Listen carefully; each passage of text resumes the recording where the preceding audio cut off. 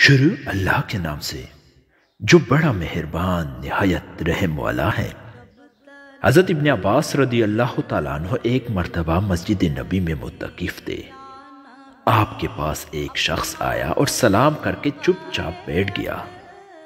حضرت ابن عباس رضی اللہ تعالیٰ عنہ نے اس سے فرمایا کہ میں تمہیں غمزدہ اور پریشان دیکھ رہا ہوں، کیا بات ہے؟ اس نے کہا، اے رسول اللہ صلی اللہ علیہ وآلہ وسلم کے چچا کے بیٹے، میں بے شک پریشان ہوں کہ فلاں کا مجھ پر حق ہے۔ اور نبی کریم صلی اللہ علیہ وآلہ وسلم کی قبر اطہر کی طرف اشارہ کر کے کہا کہ اس قبر والے کی عزت کی قسم میں اس کے حق کے ادا کرنے پر قادر نہیں۔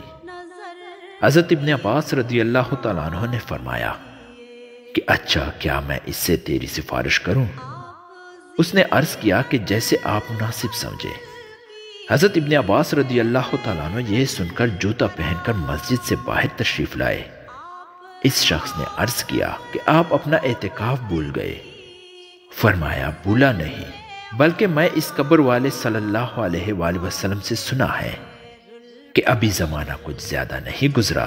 یہ الفاظ کہتے ہوئے حضرت ابن عباس رضی اللہ تعالیٰ عنہ کی آنکھوں سے آنسو بہنے لگے کہ حضور صلی اللہ علیہ وآلہ وسلم فرما رہے تھے کہ جو شخص اپنے بھائی کے کسی کام میں چلے پھرے اور کوشش کرے، اس کے لیے 10 برس کے اعتکاف سے افضل ہے، اور جو شخص ایک دن کا اعتکاف بھی اللہ کے رضا کے واسطے کرتا ہے تو حق تعالی شانو اس کے اور جہنم کے درمیان 3 خندقیں آڑ فرما دیتے ہیں، جن کی مسافیت آسمان اور زمین کے درمیانی مسافیت سے بھی زیادہ چوڑی ہے۔ اور جب ایک دن کے اعتکاف کی یہ فضیلت ہے تو 10 برس کے اعتکاف کی کیا کچھ مقدار ہوگی۔ اس حدیث سے 2 مضمون معلوم ہوئے۔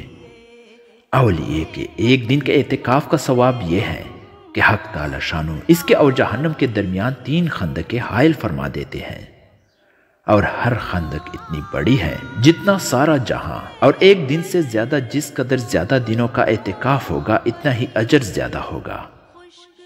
علامہ شیرانی رحمۃ اللہ علیہ نے کشف الغمہ میں نبی کریم صلی اللہ علیہ وآلہ وسلم کا ارشاد نقل کیا ہے کہ جو شخص عشرہ رمضان کا اعتکاف کرے، اس کو 2 حج اور 2 عمروں کا اجر ہے، اور جو شخص مسجد جمعات میں مغرب سے عشاء تک کا اعتکاف کرے کہ نماز قرآن کے علاوہ کسی سے بات نہ کرے، حق تعالی شانو اس کے لیے جنت میں ایک محل بنا دیتے ہیں۔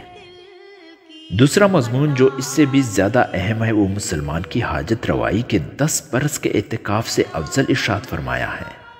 اسی وجہ سے ابن عباس رضی اللہ تعالیٰ عنہ نے اپنے اعتکاف کی پرواہ نہیں فرمائی، اور اس کی تلافی پھر بھی ہو سکتی ہے اور اس کی قضا ممکن ہے۔ اس وجہ سے صوفیاء کا مقولہ ہے کہ حق تعالی شانو کے ہاں ٹوٹے ہوئے دل کی جتنی قدر ہے اتنی کسی چیز کی نہیں۔